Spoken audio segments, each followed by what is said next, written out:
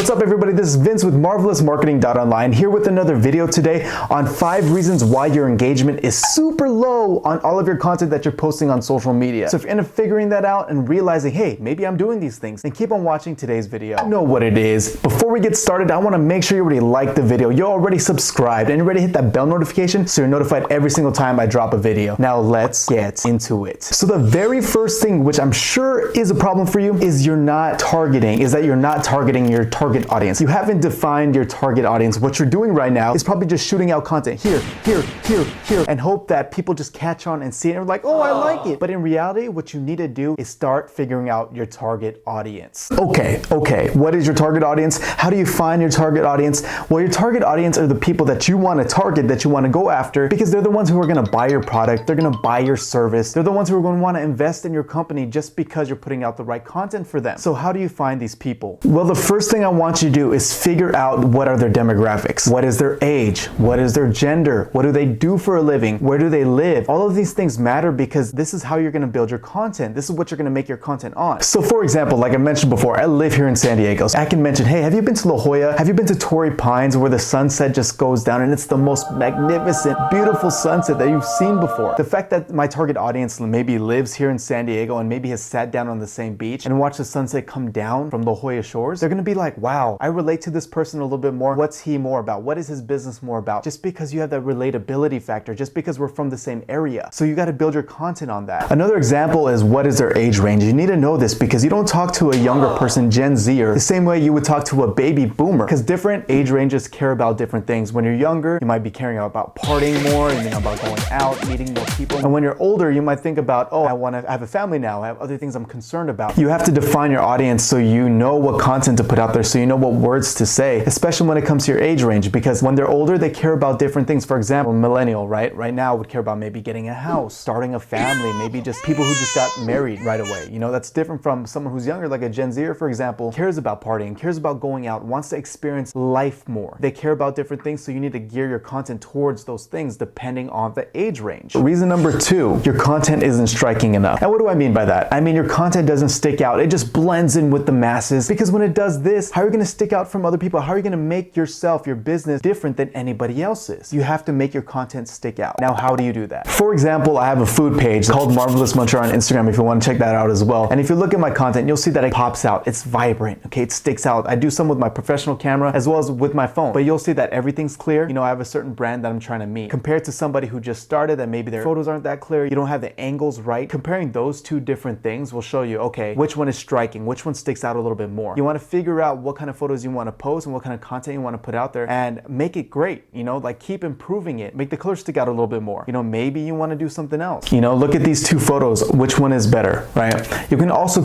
use different apps to create different pieces of content to make it stick out a little bit more. I like to use this thing called Canva, which I'm sure everybody has heard about. I talked about in a bunch of other videos about Canva, but Canva is a graphic design platform where they give you a bunch of templates, and you're also able to create, like modify those templates to your own brand, to your own content. So you can make infographics, you can make memes, you can make GIFs, you can make things that really make your content stick out and therefore stick out among the crowd. And people are like, wow, you got some good content, bro. You got some good content, girl. Put it out there. By using Canva or any other app where you can create your own content, you can also make shareable content. You want to make sure you make shareable content. And what do I mean by that? That could be GIFs, it could be funny memes. For example, Squid Games is big right now, so I made this piece of content to post on my marketing page. And it's funny, it's relatable. People who have seen the show know what it is. So you want to make relatable and shareable content so people save it and they share it more, so it reaches more and more people. And reason number 3, you're posting at the wrong times. And I know what it comes down to is posting at certain times doesn't really matter to a certain extent. But what I'm saying is that if you're posting content at 2 a.m. in the morning when all of your audience is asleep and not really on the platforms, you're not going to get a lot of engagement, a lot of content, opposed to doing it at, for example, 9 p.m. when people are getting ready for bed, you know, they're laying down, they're looking to unwind. You know, a lot of your audience, a lot of people are on their phones just chilling, just hanging out and just scrolling through social media. If you're posting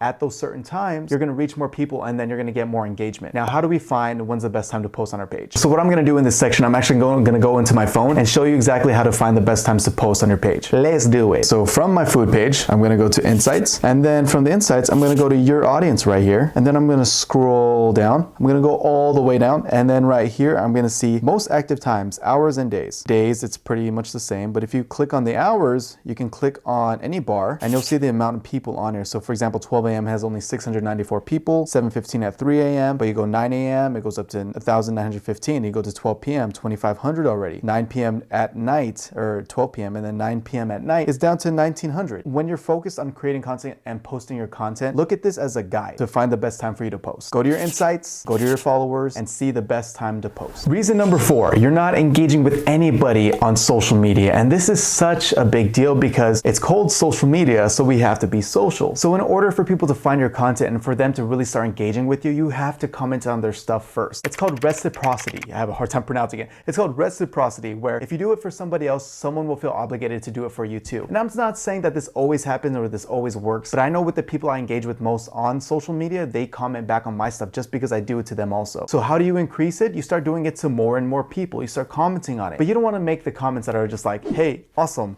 Hey, good job. Hey, amazing. I like to leave a comment at least 4 words or more. And when you leave a more thoughtful comment, people are more likely to leave a thoughtful comment back on your content. And that's what you want. You want comments that are very engaging, very thoughtful. You know, so if you do it to other people, they'll do it right back to you. And that's what you want. That's how you're going to get the engagement that you want to get. The more thoughtful the comment, the more thoughtful comments you'll get back. So you want to leave more of those thoughtful comments, 4 words or more. Remember, 4 words or more. Okay, last reason that I have for you today is you're not including a CTA or a call to action within your caption or your description. And why do you need a call to action? You need to guide your audience to do the things that you want them to do. For example, you can have this whole thing where you talk about what's your favorite type of food, and then at the very end you can say, comment below your favorite type of food. By doing that, you're going to tell your audience, hey, I want to engage with you. I want to talk with you. So leave a comment below so I can talk to you about it. A call to action is so important because you need to guide your audience to do the things that you want them to do. If you don't say, hey, leave a comment below or comment down your favorite emoji, just something along that's so simple, but the fact that you're telling them to do it, they're more likely to do it. You know, most of the time people just get on social media and they just mindlessly scroll and they'll read your caption, but then they'll just keep going. So what you want to do is you want to guide them. So here are some examples of call to actions that you can use in your caption, in your description right now to get more engagement on your post. You can put, click the link in my bio to get started. You can put, click the link in my bio to get that freebie. You can do learn more, buy now, shop now, order now, reserve your spot now by clicking the link in my bio, or hit the save button. All of these things will initiate and push your audience to like your stuff, to comment back, to just do something so that you get more engagement on all of your posts. So make sure you include a CTA, call to action. So reason number 6, I know I said I only wanted to put 5, but I'm feeling generous. I wanted to give you one more reason why. And another reason why your engagement is low on all of your posts is because you just haven't tested enough. You know, like when it comes to content and putting stuff out there in social media, the only way to find out what works and what doesn't is to keep testing, put out different pieces of content. For example, pick a subject, okay, then make an infographic on that subject, and then maybe talk about it in an audiogram or just through text. And then the next thing, you can make a video on it. And what you want to do is look at these 3 pieces of content, look at the analytics and insights of each one, and see which perform better. And when you start doing more and more of that stuff, you start to get an idea of, okay, this piece of content always does well, so I need to make more of this. And then when you're doing that, when you keep that in mind, you're creating more content that your audience likes, and that's going to overall push your engagement up, because you know your audience likes something, and if they like something, they're going to engage with them more. It's like the same with you. You know, when you like carne asada fries like me, you always want more of it, and I'm always going to try and get more. So if you give me more, I'm going to take more of it. So it's the same thing here. I don't know if that relates exactly, but to me it does. So you want to give your audience what they want, and the only way to find that out is ask them, and also put out the content that you think that they'll like, and then take a look at it like after a month, 2 or 3 months, and see what is working. And when you find something that is working, make more content on that. It's easy. There you go. So make sure you just keep testing. So test one, test another,